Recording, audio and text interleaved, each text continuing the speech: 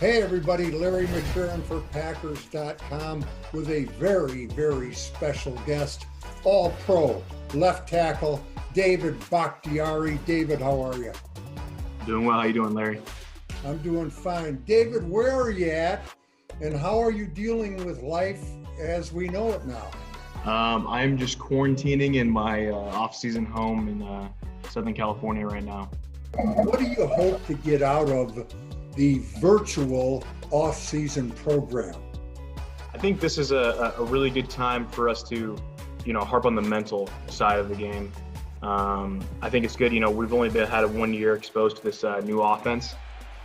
So for me and, fellow guys on my team, we can really spend that extra time knowing the ins and outs, take that next step of not only knowing just your position, but particularly talking about the offensive line, knowing what all five have to do, knowing what the wide receivers have to do when it comes to blocking, and ultimately what the running back, his aiming points, his landmarks. And I think from there, when you have a full encompassing idea of the run and of obviously the pass protection and the certain checks, you start thinking less and you start playing more, and you're able to react better and faster and anticipate because you know exactly what's supposed to happen. And here is the flip to Irvin around the left end. Makes the turn 40, 45, 50. Breaks a tackle, stumbling 45. Brought down to the 40-yard line number. The teams that handle the new normal the best are going to be a leg up on everybody else. What do you think the keys are to handling it the best? I think like we're doing right now, we're adjusting, we're on Zoom, we're holding an interview, we're doing what we can. I think that's what we as a team we need to do is, and that's what we are doing, is getting everything online, getting everything electronically, and doing what we can while we have to be away from each other. So then when we do come back, really all we have to do is hit each other. You guys last season, 1 game short of the Super Bowl. What's it going to take for you guys to take the next step? I've been in this situation now 3 times in my career, and I'm 0 for 3. And I know that's hard to hear, but it's even tougher to swallow. I've gotten to the point in my career where I don't care. I don't want to hear it. Coulda, shoulda, woulda stuff. What's it going to take? What happened? You don't get it done. You don't get it done. I'm tired of saying that what we couldn't do, and I want to start saying what we did do.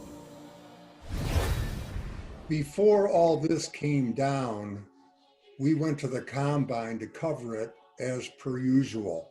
And David, the young offensive linemen get up there on the podium and they get asked questions, and they get asked, who would you like to pattern your game after? Who would you like to emulate? And know who a handful of them said? They said David Bakhtiari. And I thought that was really cool. And one guy even grew his hair to be like you. What do you think? I appreciate it because it's a kind of a reflection on your hard work.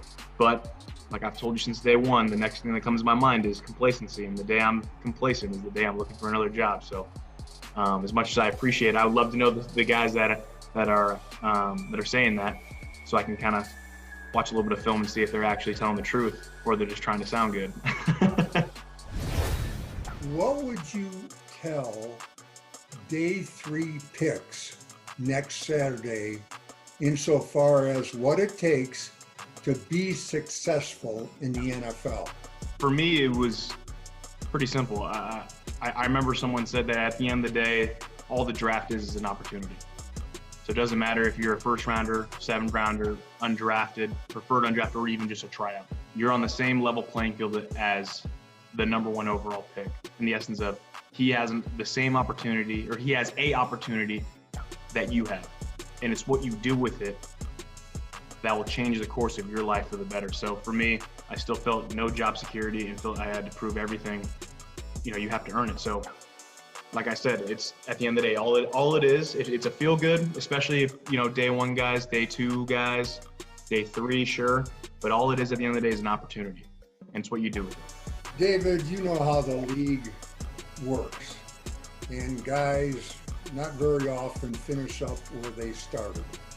And Brian Balaga is moving on.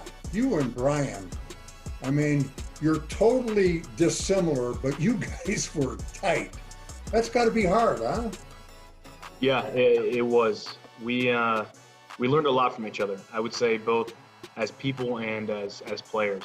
When I got drafted by the Packers in 2013, I think it was pretty special, the environment that I went into. And I think Ted, the organization, James Campen, they did an unbelievable job. I think probably better than they really even knew what they were doing with the synergy of that offensive line room and the men that came in that were in that room and stayed around for a long time, because that cohesive, embracing unit was able to develop a lot of players and bring out the best in each and every one of us. And it even translated off the field. So for me, with Brian, I am nothing but happy for him. I wish him the most success. I was talking to him pretty much once a week after this whole thing happened, because I wanted to know every step, every part of it. But like I said, I'm nothing but proud of him. I am going to miss him. We've had a lot of great times together, a lot of laughs, sometimes more on my end than on his. He's kind of a bear, and I'm the person who likes to poke the bear. But I think for him, I think if you were to even ask him, he will miss being poked. I'll put it that way. Both figuratively and literally. David, thanks for being with us. Take care of yourself, will you? You too. Larry, it's always good talking to you, and I appreciate you having me on. Thank you. And thank you for watching. Until next time, stay safe.